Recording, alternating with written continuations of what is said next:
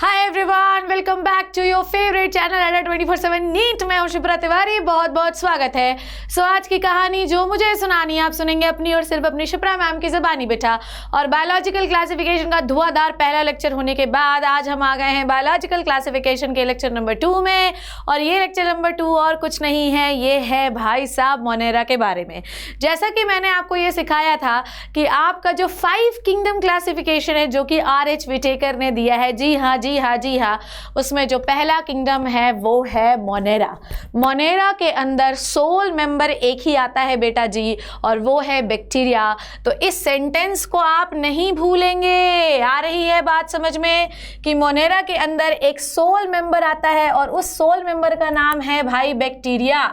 Bacteria भाई साहब के बारे में कोई भी नहीं भूलेगा। Bacteria is the sole member of the Monera. Getting my point. Monera के अलावा इसमें कोई और बैक्टीरिया के अलावा इसमें कोई और नहीं आता। ठीक है, अब आ जाओ भाई साहब कार्ल वूज। याद है कार्ल वूज के बारे में? 6 किंगडम क्लासिफिकेशन। यार 6 किंगडम क्लासिफिकेशन कैसे भूल सकते हैं मैम? 6 किंगडम क्लासिफिकेशन क्या कहता है कि भाई जीवन के 6 डोमेन हैं। 6 डोमेन में पहला जो डोमेन है वो जो पहले 2 डोमेन है वो क्या है? आर्किया और यूकैरिया। इसका मतलब ये है कि विटेकर ने जो मोनेरा को पहला किंगडम घोषित किया उसके 2 पार्ट्स डिवाइड किए, मतलब बेसिकली 2 डोमेन उसमें बना दिए गए। मतलब वो ये बोलते थे कि पूरा लिविंग वर्ल्ड 6 डोमेन का है, जिसमें 2 डोमेन को कौन ऑक्यूपाई करके बैठे हैं? पहले 2 domain is occupied by your bacteria and the first one is called as archaea. Archaea के अंदर आते हैं आर्की बैक्टीरिया जो कि हार्श हैबिटाट्स में रहते हैं, जिनके बारे में भी हम इस टॉपिक पे पढ़ने वाले हैं। और दूसरे हैं यूकैरिया जिसके अंदर न्यू वर्ल्ड या ये हम कह सकते हैं जो कि नॉर्मल हैबिटाट में रहने वाले बैक्टीरियाज आते हैं, जैसे कि साइनोबैक्टीरिया। अब आपको इस टॉपिक के अंदर मैं अलग अलग कैटेगरी में करीब 4 से 5 वीडियोस में इसको कंप्लीट करूंगी। देन उसके बाद मोनेरा आपका मक्खन हो जाएगा, गारंटी है मेरी। तो bacteria is the sole member of this kingdom. Please please please, bacteria is the sole member of this kingdom. ठीक है, बैक्टीरिया इस किंगडम का सोल मेंबर है ऑफ दिस किंगडम। ठीक है, इसके अलावा कुछ नहीं आता। टाइप ऑफ बैक्टीरिया अलग अलग है, पर इस किंगडम का sole member is the bacteria. Clear है? समझ में आ गई बात? Bacteria can B Archie bacteria, bacteria can B you bacteria. वो अलग बाई चांस है, आपकी चॉइस है, वो बात अलग है, बट इसके अंदर पढ़ना आपको बैक्टीरिया ही है। चलिए भैया, तो भैया मेरे प्यारे बच्चों, जब भी हम किसी चीज़ के बारे में पढ़ रहे हैं, ठीक है, चलिए देखते हैं। तो 1956 में पहली बार मोनेरा को क्रिएट किया गया था। Getting my point? सबसे पहली बार मोनेरा को क्रिएट किया गया था 1956 में। ठीक है, 1956 में। हम लोग क्या पढ़ते हैं बच्चों? उसमें हम लोग पढ़ते हैं कि दुनियादारी के जितने भी प्रोकैरियोटिक ऑर्गेनिज्म है, लिसन टू मी, इसमें हम क्या पढ़ते हैं? दुनियादारी के जितने भी प्रोकैरियोटिक ऑर्गेनिज्म हैं। प्रोकैरियोटिक भी है में नहीं होना चाहिए प्रोकैरियोटिक। प्रोकैरियोटिक जितने भी यूनिसेलुलर जंतु हैं इस दुनिया में, प्रोकैरियोटिक जितने भी यूनिसेलुलर ऑर्गेनिज्म हैं वो सब मोनेरा के अंदर पढ़े जाते हैं। क्लियर है इतनी बात? तो मोनेरा के अंदर क्या आता है बेटा जी? हमें ये समझ में आया कि मोनेरा के अंदर आता है बैक्टीरिया। बैक्टीरिया कैसा हो सकता है बच्चों? प्रोकैरियोटिक। प्रोकैरियोटिक के साथ कैसा होना चाहिए? यूनिसेलुलर। अगर आपके अंदर ये क्राइटेरिया है तो डेफिनेटली आपको मोनेरा में फिट किया जाएगा। क्लियर है? समझ में आ गई बात? अब जैसा कि मैंने आपको कार्ल वूज के बारे में बताया था वही यहाँ पर लिखा भी हुआ है, जिसके बारे में हम पढ़ेंगे अभी, पर यहाँ देखते हैं। हर प्रकार का प्रोकैरियोटिक ऑर्गेनिज्म, बैक्टीरिया जो है, जो भी यूनिसेलुलर प्रोकैरियोट्स होते हैं वो सब इस किंगडम के अंदर पढ़े जाते हैं। इसके अंदर यू बैक्टीरिया आता है। Eubacterias are nothing, these are, हम ये कहते हैं कि जितने भी नॉर्मल कंडीशन में रहने वाले बैक्टीरियाज हैं उनको हम यू बैक्टीरियाज कहते हैं। The example is the cyanobacteria. उसके बाद आर्की बैक्टीरिया। आर्की बैक्टीरिया कहाँ रहता है? आर्की बैक्टीरिया हार्श हैबिटाट्स में रहता है। कहाँ रहता है बच्चों?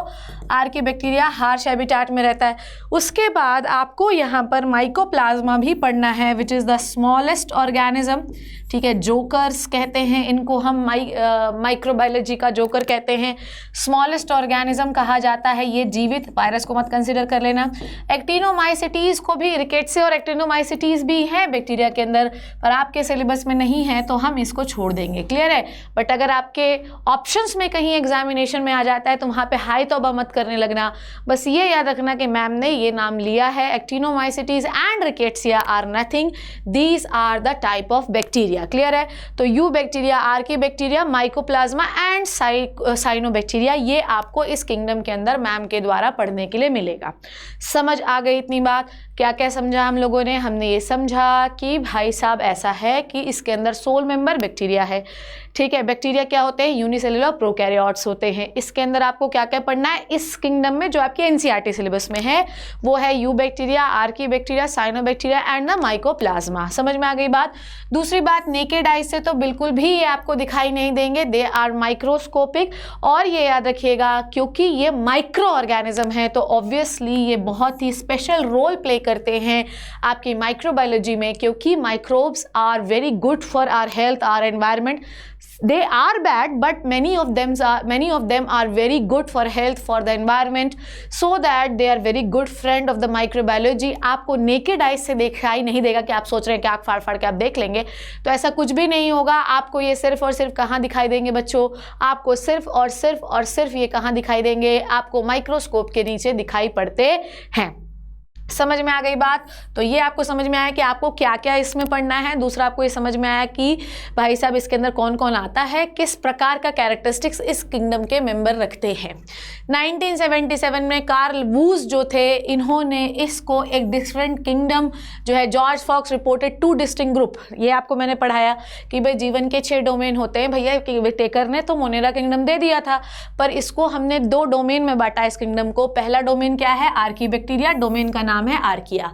आर्किया के अंदर कौन आता है भाई? आर्किया के अंदर वो सारे मोनेराज आते हैं जो कि हार्श हैबिटाट में रहते हैं। जैसे कि कौन कौन आता है? जैसे कि आते हैं सीडोफाइल्स, methanogens, halophiles and थर्मोएसिडोफाइल्स।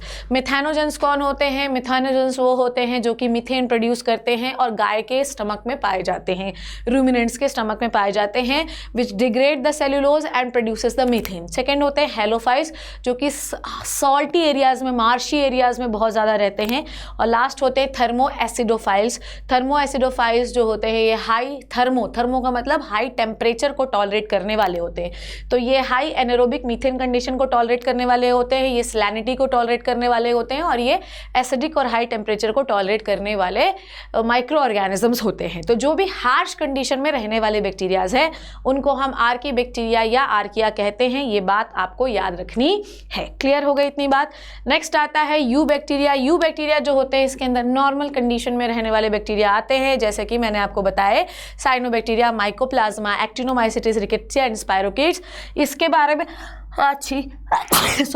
Actinomycetes, rickettsia and स्पाइरोकीट्स आपके सिलेबस में नहीं है तो आप नहीं भी पढ़ेंगे राजा बेटा तो भी चलेगा, ठीक है ना? ऐसे मत बेटा, ऐसे सीखना। अच्छी, ठीक है? हमेशा हर बार मैं अपना मीम बनवाने के लिए रेडी रहती हूँ, फिर बच्चे शिप्रा मैम ने बताया था ये और किया ये। समझ में आ गई बात? तो आपको क्या क्या पढ़ना है? अच्छा, आपको मैं आर्किया के बारे में भी पढ़ाऊंगी और आपको मैं यू बैक्टीरिया के बारे में पढ़ाऊंगी, तो स्ट्रेस नहीं लेना है कि मैम भी कैसे पढ़ेंगे, तो मैं आपको दोनों के बारे में पढ़ाऊंगी, so don't worry about it, ठीक है?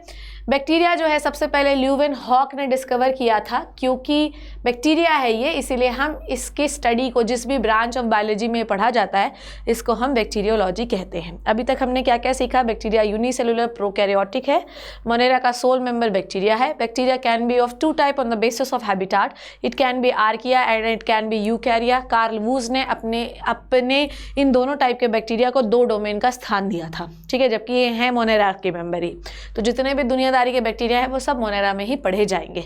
ये आपको याद नहीं रखना है कि फ्रेंडेंड और कोहेन कौन है, बस कोहेन का एक बहुत ज़्यादा क्लास 12th में हम पढ़ेंगे।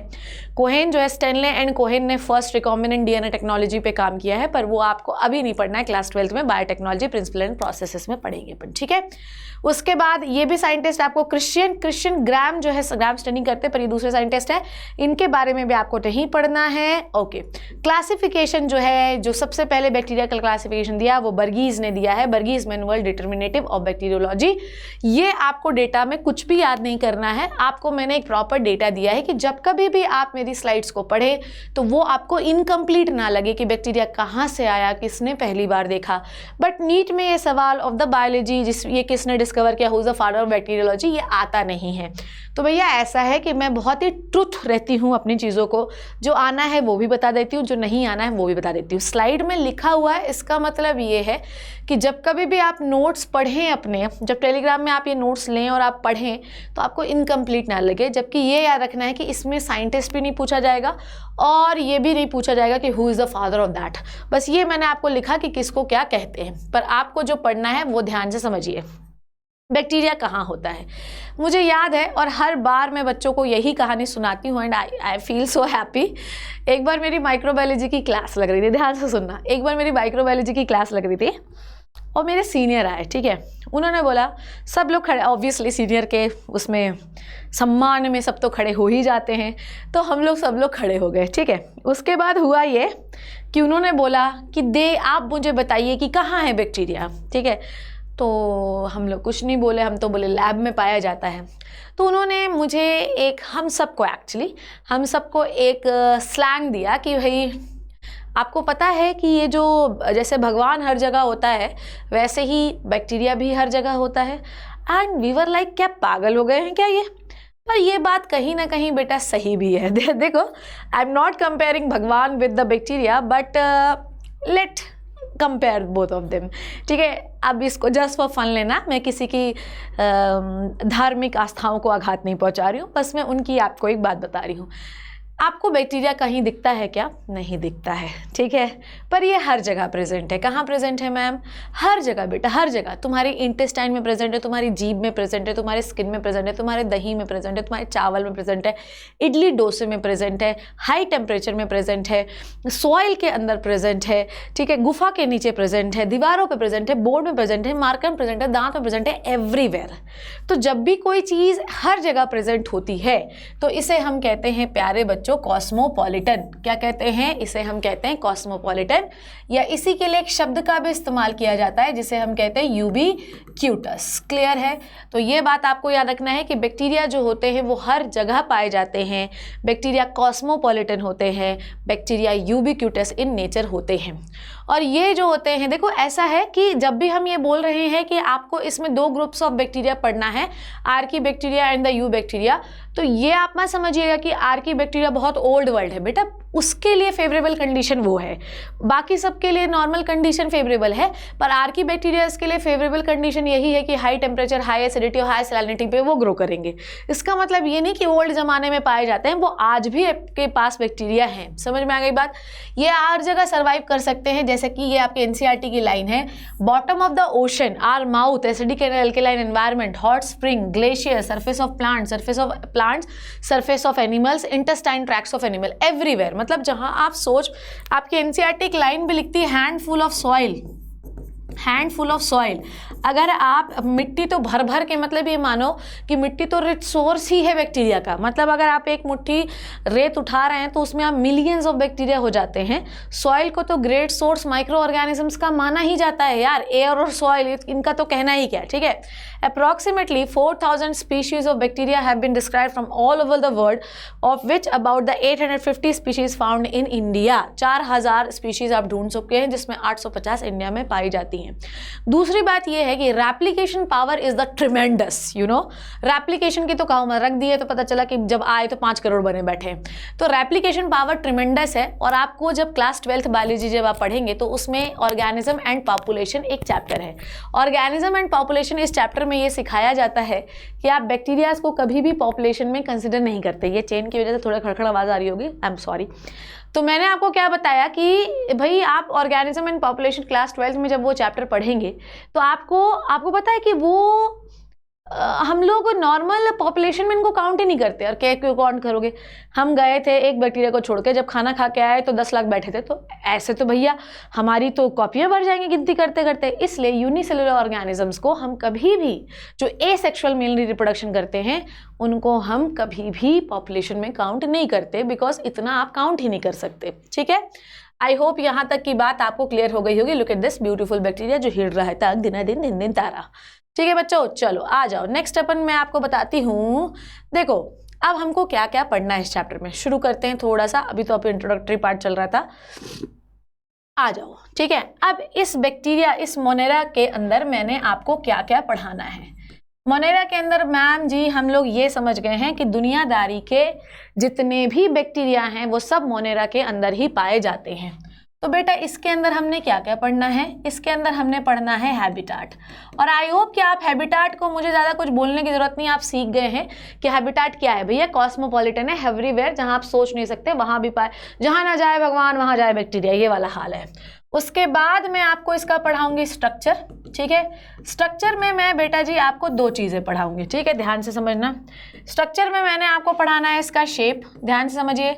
स्ट्रक्चर में मैंने आपको पढ़ाना है इसका शेप लल्ला, और दूसरा मैं आपको इसके टाइप्स भी बताऊंगी कि कौन कौन से टाइप के होते हैं, types on the basis of shape, on the basis of shape, on the basis of shape, ठीक है। और हम लोग पढ़ेंगे एक जनरल स्ट्रक्चर, और हम लोग पढ़ेंगे बेटा जी क्या, हम लोग पढ़ेंगे एक जनरल स्ट्रक्चर। क्लियर है इतनी बात? तो ये सब मोनेरा में आपको मैं कवर कराऊंगी। हैबिटाट आई होप आप सीख गए हैं, यूबिक्विटस, कॉस्मोपॉलिटन, एवरीवेयर।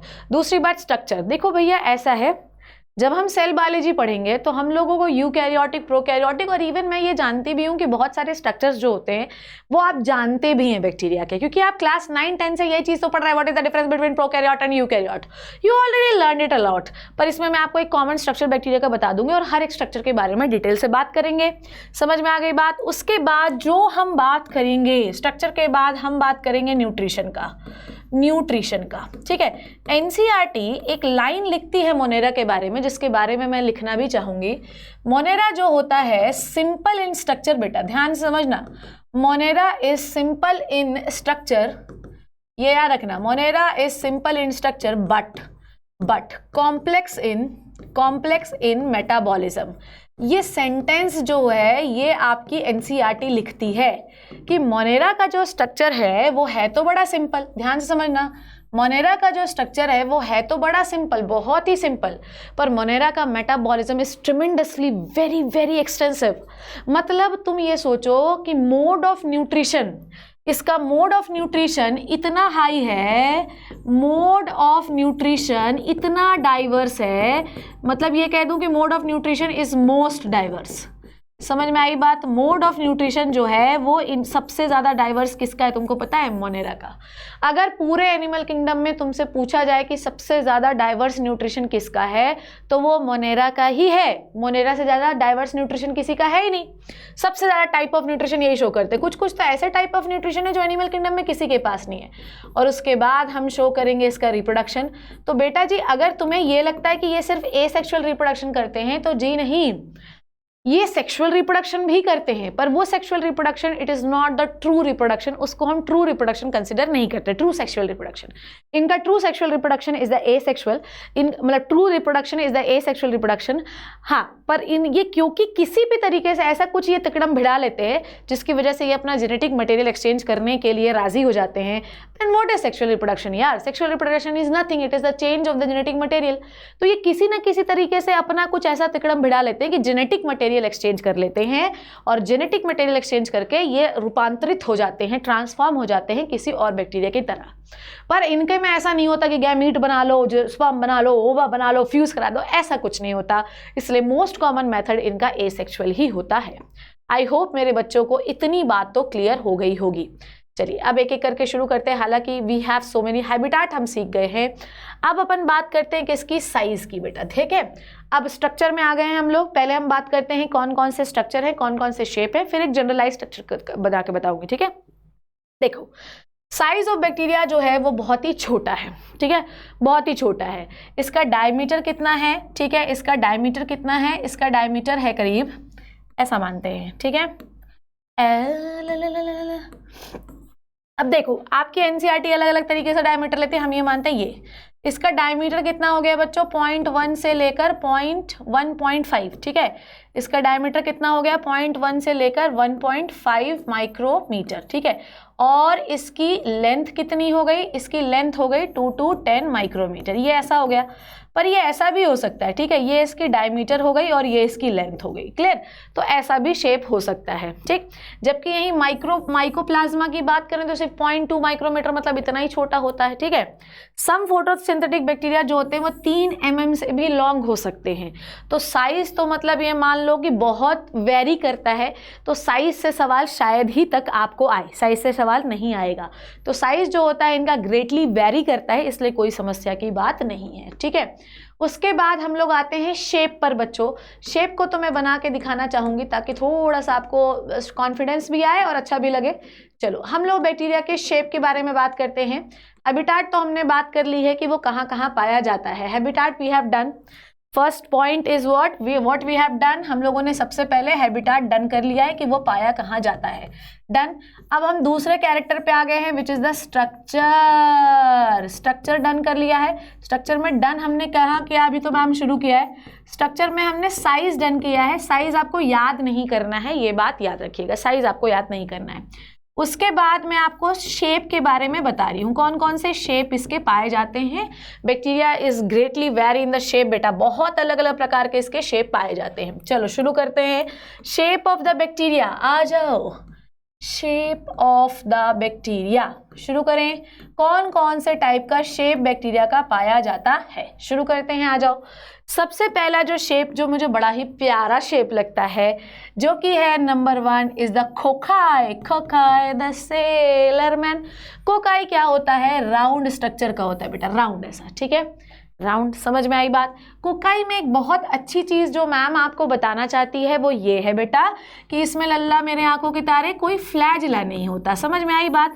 तो अगर आपसे ये पूछा जाए कि किस बैक्टीरिया में फ्लैजिला नहीं होता, तो कोकाइस में फ्लैजिला नहीं होता है। नीट का ये सवाल आपके लिए बन सकता है, ठीक है, कि ग्रुप में आ गया। कई बार ऐसा होता है कि बताइए कि इसमें फ्लैजिला नहीं होता, तो 4-5 आपको ग्रुप्स दिए हुए हैं, उसमें एक शेप ऑफ बैक्टीरिया दिया हुआ है। तो आपको पता होना चाहिए कि जो कोकाई होता है उसमें आपका क्या नहीं होता, फ्लैजिला नहीं होता।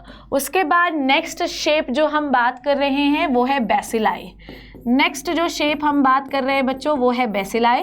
बेसिलाई का जो शेप होता है it is just like rod shape, bacilli shape, या इसी को हम बैसिलस भी कहते हैं, कोई समस्या वाला बात नहीं है। बैसिलस जो होता है इसका, ये कोकाई का शेप कैसा होता है, राउंड शेप। कोकाई शेप कैसा होता है बच्चों, राउंड शेप होता है। जबकि बेसिलाई का शेप कैसा होता है, रॉड शेप का होता है। कैसा होता है, रॉड शेप का होता है। तो अगर आपसे नीट में सवाल पूछा जाए, अब जनरली लोगों को ये लगता है कि सबसे ज़्यादा कॉमन टाइप का बैक्टीरिया, क्योंकि मैम सब लोग पहले कोकाई बताते हैं, तो सबसे कॉमन टाइप का बैक्टीरिया कोकाई होगा, पर इस गलतफहमी में रहना मत, क्योंकि मोस्ट कॉमन टाइप का जो बैक्टीरिया है वो बैसिलस शेप का होता है। समझ में आ गई बात। तो मोस्ट कॉमन, ध्यान से समझो, most common type of bacteria जो है वो किस शेप का है बच्चों, वो है आपके बैसिलस शेप का। आई होप दिस इज क्लियर। तो कोकाई राउंड शेप का होता है, इसमें कोई फ्लैजिला नहीं होता है। बैसिलाइस लंबा शेप का होता है और इसमें फ्लैजिला हो भी सकता है और फ्लैजिला नहीं भी हो सकता है, ठीक है। उसके बाद मैं आपको थर्ड जो चीज़ बताने वाली हूँ that is, let me change the colour. Third जो होता है वो मैं आपको बताने वाली हूँ स्ट्रेप्टोकोकाई। स्ट्रेप्टोकोकाई के बारे में बता रही हूँ। स्ट्रेप्टोकोकाई में ये जो आपके कोकाई है ना, ये ऐसे चेन फॉर्म में पाए जाते हैं। अब तुम लोगों को ये चेन ना दिखे क्या, बोले मैम ये तो राउंड दिख नहीं रहा है हमें, तो लो, इसमें जो आपके कोकाई वाले बैक्टीरियाज होते हैं ये हमेशा चेन फॉर्म में ऐसे पाए जाते हैं। तो हम यहाँ लिख सकते हैं कि कोकाई इन द चेन, ठीक है, कोकाई इन द चेन। एक चीज़ मैं और आपको बताना चाहती हूँ बैसिलाइज के बारे में। जो बैसिलाइज होते हैं ये स्पोर फॉर्म करते हैं, ठीक है। ये एक इम्पॉर्टेंट पॉइंट है जो मैम आपको बताना चाहती है कि बैसिलाइज जो होते हैं वो स्पोर फॉर्मेशन करते हैं। इसमें से एक एग्जाम्पल मैम यहाँ पे लिख रही है विच इज़ द क्लॉस्ट्रीडियम। समझ में आई बात। क्लॉस्ट्रीडियम फूड पॉइजनिंग वगैरह कॉज करता है, टिटनेस भी कॉज करता है, ठीक है। तो क्लॉस्ट्रीडियम जो होता है, क्लॉस्ट्रीडियम ये जो बैसिलाई शेप का ये एक बैक्टीरिया होता है जो कि स्पोर बनाता है, एंडोस्पोर बनाता है, ताकि एडवर्स कंडीशन में भी इनको आप मार नहीं सकते। इवन बैक्टीरिया के रिप्रोडक्शन में आपको एंडोस्पोर पढ़ना भी है, क्या समझे आप।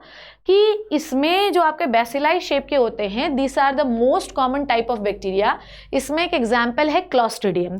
क्लॉस्ट्रिडियम एक ऐसा बैक्टीरिया है जो कि एडवर्स परिस्थितियों में भी सर्वाइव कर जाता है, जैसे टिटेनस। टिटेनस का इंजेक्शन 48 घंटे में लगा लेना चाहिए, और अगर आप नहीं लगाते तो मर भी सकते हैं, पर हो सकता है कि उसका अटैक बाद में हो, क्योंकि ये अपने ऊपर एक प्रोटेक्टिव कवरिंग बना लेता है जिसको हम स्पोर फॉर्मेशन कहते हैं।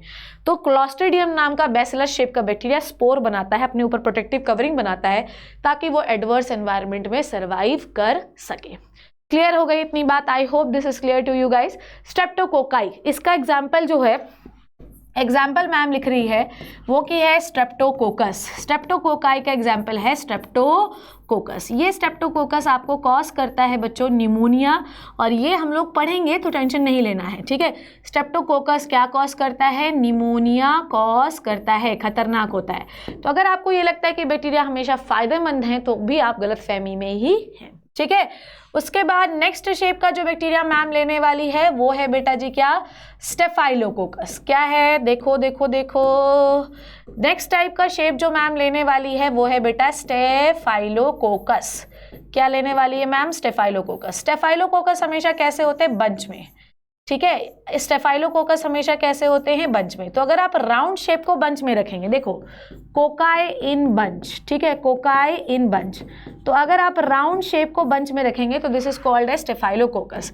इसका एग्जाम्पल भी स्टेफाइलोकोकस ऑरियस है, स्टेफाइलोकोकस ऑरियस, जो कि कॉज करता है निमोनिया। ये भी निमोनिया ही कॉज करता है, साफ साफ लिखूंगी मैं ये क्या कॉज करता है। अभी इसका एग्जाम्पल नहीं भी याद करेंगे तो भी टेंशन नहीं। स्टेफाइलोकोकस ऑरियस जो है ये भी निमोनिया ही कॉज करता है। तो ये मैंने आपको कुछ शेप बताए, ठीक है। जिसके बाद मैं आपको एक और शेप इंट्रोड्यूस कर रही हूँ। तो राउंड शेप का हो सकता है, लॉन्ग हो सकता है, लॉन्ग चेन में हो सकता है, ग्रुप में हो सकता है। एक और शेप जो मैम इंट्रोड्यूस कर रही है वो है विब्रियो। विब्रियो जो होता है वो होता है कॉमा शेप का। कैसा होता है बच्चों? विब्रियो होता है कॉमा शेप का, और ये एक बहुत ही भयंकर बीमारी कॉज करता है जिसको कॉलेरा कहते हैं, ठीक है। विब्रियो का शेप कैसा होता है? कॉमा शेप का, ऐसा, ठीक है। तो ये कॉमा शेप का बैक्टीरिया होता है, और इसका एग्जाम्पल क्या है बच्चों? इसका एग्जाम्पल है विब्रियो कॉलेरी, ठीक है, विब्रियो कॉलेरी। समझ में आई बात? इसका एक एग्जाम्पल है विब्रियो कॉलेरी जो कि कॉज करता है कॉलेरा, ठीक है। ये क्या कॉज करता है बच्चों? कॉलेरा, ठीक है, जिसमें पानी जैसे स्टूल निकलते हैं, राइस वाटर स्टूल निकलता है, बहुत भयंकर बीमारी है, इसको हम हैजा भी कहते हैं, ठीक है। ओके, चलो अब अपन बात करते हैं नेक्स्ट किसकी? विब्रियो के बाद लास्ट आपके एनसीईआरटी बताती है स्पाइरुलिना या स्पाइरल शेप, ठीक है। स्पाइरल शेप कैसा होता है? It is just like that, ठीक है। तो स्पाइरल शेप का ये बैक्टीरिया होता है, इसमें फ्लैजिला भी होते हैं। क्लियर है? समझ में आ गई बात? ठीक, स्पाइरल शेप का बैक्टीरिया। तो आई होप कि आपको शेप्स क्लियर हो गए होंगे कि बैक्टीरिया कहाँ पाया जाता है, साइज क्या हो सकता है, और इसका शेप क्या क्या होता है। आगे बढ़ेंगे हम और इसके शेप के थोड़ा सा डिटेल देखेंगे। Bacterias are generally enclose in a porous but rigid cell wall. Cell wall होती, सेल वॉल के बारे में पढ़ेंगे। It gives them the characteristic shape. Bacteria का सेल वॉल की प्रेजेंस की वजह से एक कैरेक्टरिस्टिक शेप होता है, ठीक है। जैसे कि cocci shape, bacilli shape, spiral shape और विब्रियो शेप। ये आपका डिस्क्रिप्शन किसका है? This is the description of the NCERT, ठीक है। ये डिस्क्रिप्शन किसका है बच्चों? एनसीईआरटी का डिस्क्रिप्शन है, ठीक है। Next is the cocci shape. Cocci जो होते हैं स्फेरिकल ओवल शेप के बैक्टीरिया होते हैं और इनके पास फ्लैजिला नहीं होता। बेटा ये नीट का क्वेश्चन बन सकता है। भगवान के लिए हाथ जोड़कर विनती है कि ये सवाल आपसे पूछा जा सकता है कि बताइए कौन सा ग्रुप ऑफ बैक्टीरिया है जिसके पास फ्लैजिला नहीं होता। तो वहां पर अगर तुमने कोई भी बवंडर किया तो फिर उसकी जिम्मेदार मैं नहीं हो सकती, या किसी भी गलती का जिम्मेदार मैं नहीं हो सकती। बच्चों आ रही बात समझ में? नाउ नेक्स्ट बात करते हैं। दीज आर सब डिवाइडेड इनटू 6 ग्रुप। अब ये ग्रुप आपसे नहीं भी पूछे जाएंगे, पर आपको स्ट्रेस नहीं लेना है, थोड़ा सा याद कर लोगे तो टेंशन नहीं रहेगा। मोनोकोकाई, अगर आपका एक ही कोकस है, 2 में डिप्लोकोकाई, ग्रुप में स्टेफाइलोकोकाई, चेन में स्ट्रेप्टोकोकाई। अच्छा 3 डायमेंशन स्ट्रक्चर बन गया तो इसे कहते हैं 3D स्ट्रक्चर। अगर 3D स्ट्रक्चर बन गया बच्चों तो 3D स्ट्रक्चर को हम कहते हैं सार्सिना। और 4 में हो गए तो टेट्राड। हालांकि ये नहीं आते, इसमें से आपको याद क्या क्या करना है? दिस वन, ये, ठीक है। ये दो स्ट्रक्चर जो है ना, इनको याद रखना है कि ग्रुप पे होगा तो स्टेफाइलो, सिंग और चेन में होगा तो स्ट्रेप्टो। समझ में आ गई बात? अब ये आपके एग्जाम्पल है। देखो स्टेफाइलोकोकस ऑरियस भी निमोनिया कॉज करता है, स्ट्रेप्टोकोकस निमोनाई भी निमोनिया कॉज करता है, और डिप्लोकोकस भी निमोनिया कॉज करता है। समझ में आई बात? इवन डिप्लोकोकस का एग्जाम्पल भी 12th में दिया गया है। तो आपको क्या समझ में आ रहा है कि निमोनिया होने के लिए सिर्फ एक ही बैक्टीरिया कॉजेटिव एजेंट है? नहीं, उसके बहुत सारे और भी कॉजेटिव एजेंट या बैक्टीरिया हो सकते हैं जिनसे आपकी बीमारियां होती हैं, तो ये आपको पता होना चाहिए। उसके बाद टेट्राकोकाई में कुछ नहीं होता बच्चों, 4 कोकाई ग्रुप होते हैं, बस इतनी बात याद रखनी है। फिर उसके बाद आता है टेट्राकोकाई के बाद कौन आता है बच्चों? टेट्राकोकाई के बाद आते हैं सार्सिना कुछ नहीं है, क्यूब के फॉर्म में कोकाई अरेंज हो जाते हैं, ठीक है। फिर स्टेफाइलोकोकस, देखो बेटा स्टेफाइलोकोकस ओरियस भी बीमारी कॉज करता है, वो है निमोनिया। क्लियर है? चलो, उसके बाद आता है आपका बैसिलाई किस शेप का होता है? बैसिलस नेचर का होता है, ठीक है। लंबे लंबे रॉड शेप के होते हैं, देखो यहाँ पे लिखा है रॉड शेप का, सिलेंड्रिकल होता है, मोस्ट कॉमन नेचर का होता है और सबसे ज़्यादा नेचर में यही पाया जाता है। स्पाइरल शेप के होते हैं, ये बहुत ज़्यादा कॉमन होते नहीं है नेचर में, पर शेप है तो पढ़ना पड़ेगा। उसके बाद इसमें दिया नहीं है पर नेक्स्ट इज द विब्रियो, इसमें लिखा नहीं है पर आपके एनसीईआरटी में है, तो ये याद रखना कि स्पोर कौन बनाता है? बैसिलस शेप के जो बैक्टीरिया होते हैं ये स्पोर फॉर्मेशन करते हैं। क्लॉस्ट्रिडियम उसका एक बहुत कॉमन एग्जाम्पल है जो कि स्पोर फॉर्मेशन करता है। क्लियर है? तो most common example is the of the spore formation is the bacteria कौन सा बनाता है? बैसिलस मोस्ट कॉमन होते हैं, वो भी स्पोर फॉर्मेशन करते हैं। इसीलिए टेटनस जो होता है ना, ये एक ऐसी बीमारी है जो 2, 4, 5 दिनों तक आपके शरीर के अंदर रह सकती है, क्योंकि वो स्पोर बना लेता है, अपने चारों तरफ एक प्रोटेक्टिव कवरिंग बना लेता है, तो आप उसको मार नहीं सकते। तो बैसिलस सबसे कॉमन होता है। क्लॉस्ट्रिडियम एक ऐसा है जो आपके एनसीईआरटी में ना ऐसा एक स्ट्रक्चर दिया भी हुआ है, ऐसा एक रॉड शेप का ऐसा एक स्ट्रक्चर दिया है जिसमें स्पोर बना हुआ है, एंडोस्पोर अंदर। तो सेल मेम्ब्रेन ऊपर रहेगी, सब रहेगी, पर जेनेटिक मटेरियल को प्रोटेक्ट करके रखता है। चलो बच्चों, तो अब देखते हैं अपन स्ट्रक्चर के बारे में। चलो, अब स्ट्रक्चर में कुछ पार्ट्स हैं, ध्यान से समझना। क्या क्या सीख लिया अभी तक? अपन लोग बैक आते हैं, बैक आएंगे तो अपन को कहानी क्लियर होगी। अपन ने अभी क्या क्या सीख लिया है ये समझते हैं। ओके, तो हमने क्या क्या सीख लिया? हैबिटाट कहाँ कहाँ होता है ये सीख लिया, साइज क्या होता है, शेप क्या होता है।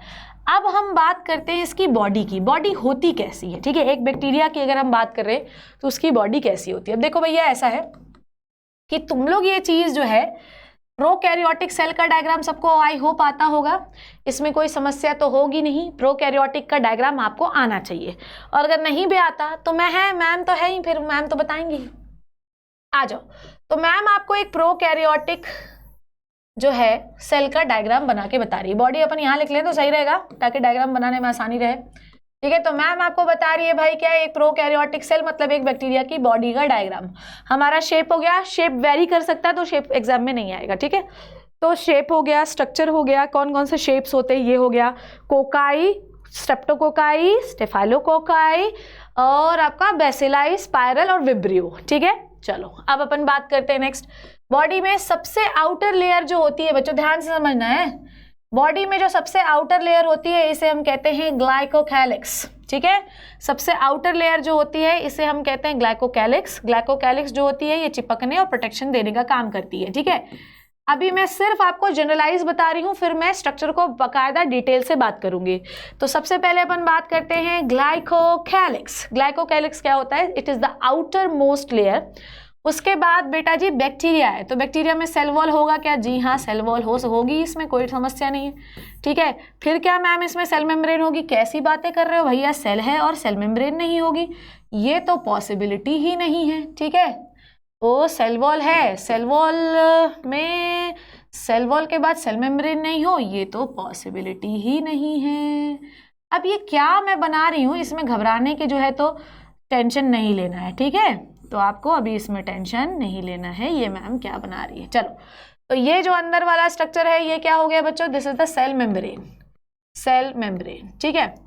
सेल मेम्ब्रेन का बहुत लोचा है यार, है ना। सेल वॉल का, सेल मेम्ब्रेन का नहीं, सेल वॉल का। सेल मेम्ब्रेन 2 प्रकार के बैक्टीरिया, ग्राम पॉजिटिव और ग्राम नेगेटिव, उनके बारे में भी मैं आपको पढ़ाऊंगी, ठीक है। I hope this is clear. Now listen to me very carefully. आपकी एनसीईआरटी जो होती है ये 1 नंबर स्ट्रक्चर, ये 2 number structure and this 3 number structure, इन तीनों को एक साथ आपकी एनसीईआरटी पता क्या कहती है बच्चों? इन तीनों को आपकी एनसीईआरटी कहती है सेल एनवेलप। इन तीनों को आपकी एनसीईआरटी कहती है सेल एनवेलप। समझ में आ गई बात? सेल एनवेलप कौन कौन से? ग्लाइकोकैलिक्स, सेल वॉल और सेल मेम्ब्रेन। इनका फंक्शन क्या है ये हम पढ़ेंगे। Now listen to me very carefully.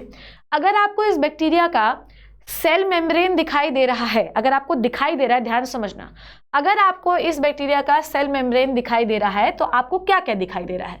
आपको ये इनफोल्डिंग्स दिखाई दे रही हैं बच्चों। Look at this, these are the infoldings. इनको हम कहते हैं क्रोमैटोफोर्स। इनको हम कहते हैं बच्चों क्रोमैटोफोर्स। ये क्रोमैटोफोर्स जो होते हैं ओनली फाउंड इन साइनोबैक्टीरिया।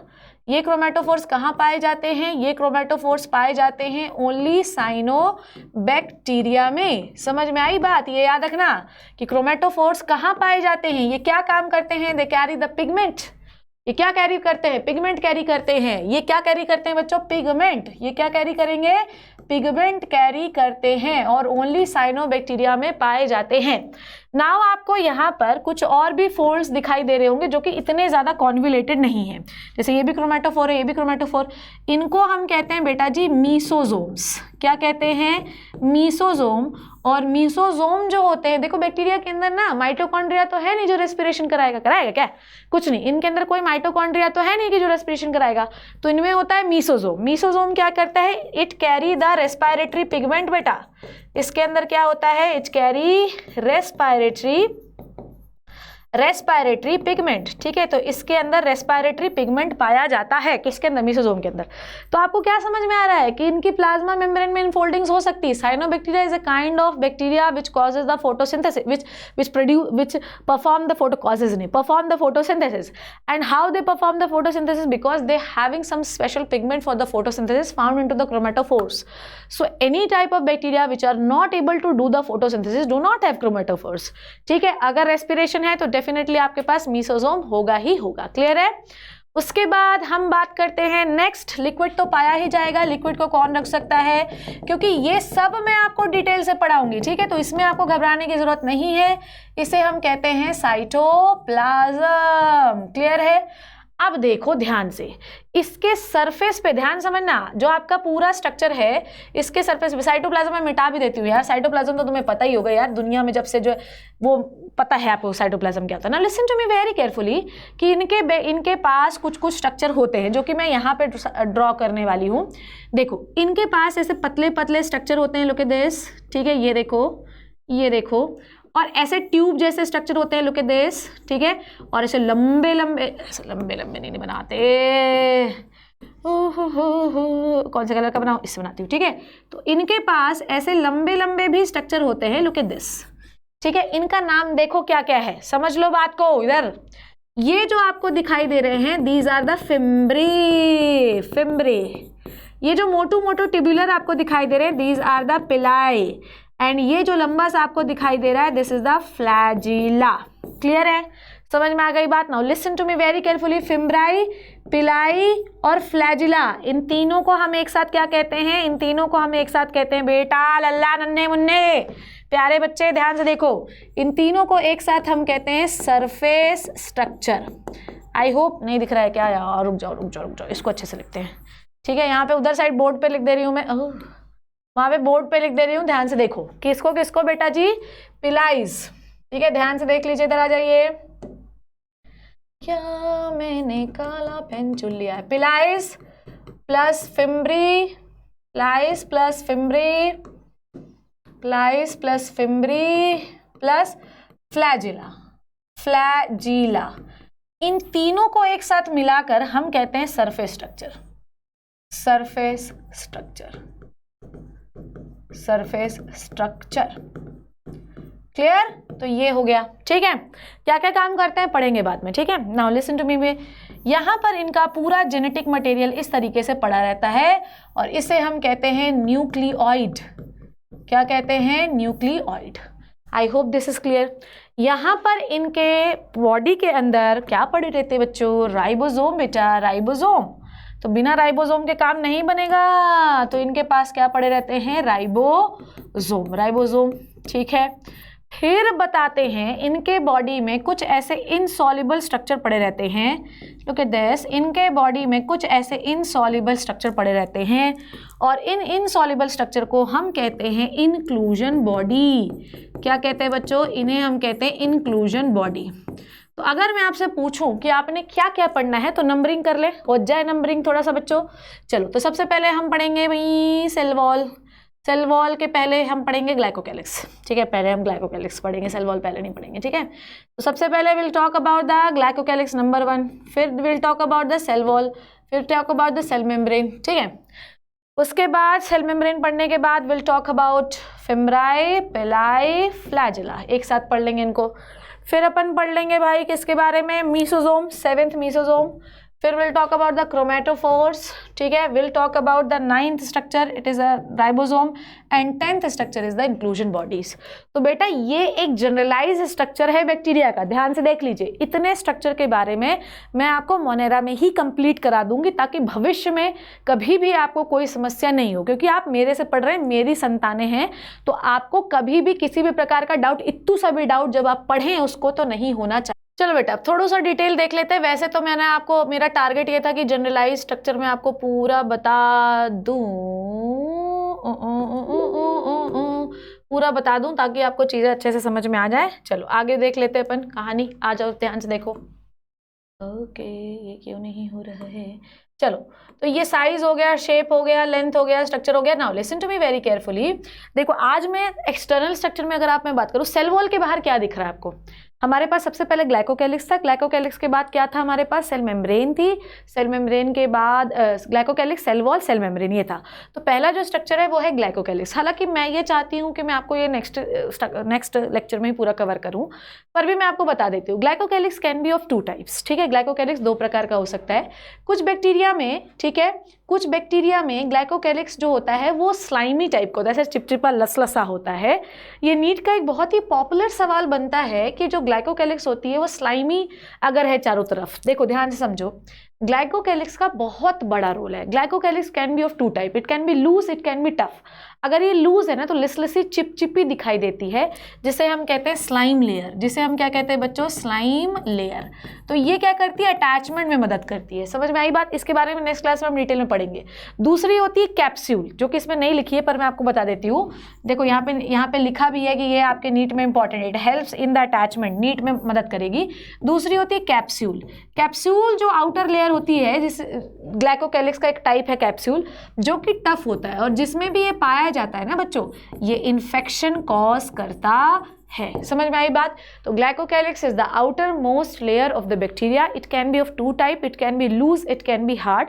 अगर लूज है तो ये किसी भी सरफेस, भैया बह ना जाए इधर उधर से, तो सरफेस को पकड़ने में मदद करती है। पॉलीसैकेराइड की बनी होती है, ये प्रोटेक्शन भी प्रोवाइड करती है, क्योंकि ये लसलसी गीली चिपचिपी है, तो बैक्टीरिया को डेसिकेशन मतलब सूखने से भी बचाती है। नेक्स्ट स्ट्रक्चर जो है फ्लैजिला है, जिनको बेटा अपन नेक्स्ट क्लास में ही अपन कवर करेंगे, ठीक है। तो एनसीईआरटी देख लो, इसमें कुछ ज़्यादा है नहीं। किंगडम मोनेरा में सारे बैक्टीरिया पाए जाते हैं। मोस्ट अबंडेंट माइक्रो ऑर्गेनिजम्स यही होते हैं, ठीक है। Handful of soil, extreme habitat, hot water spring, desert, snow, deep, सब में पाए जा सकते हैं। और ये किसी भी शेप के, like coccus, rod shape, bacillus, comma shape, vibrio, किसी भी शेप के हो सकते हैं। सो बच्चों today we have covered what, the introductory part of the Monera, जिसमें मैंने आपको बताया कि कहाँ पाए जाते हैं, कैसा उनका शेप होता है, और एक जनरलाइज स्ट्रक्चर जिसके बारे में नेक्स्ट क्लास में हम डिटेल में बात करेंगे। So this is the Monera lecture number 1. I hope you learn and enjoyed the session. See you in the next amazing lecture of the Monera 2. Thank you so much and bye bye.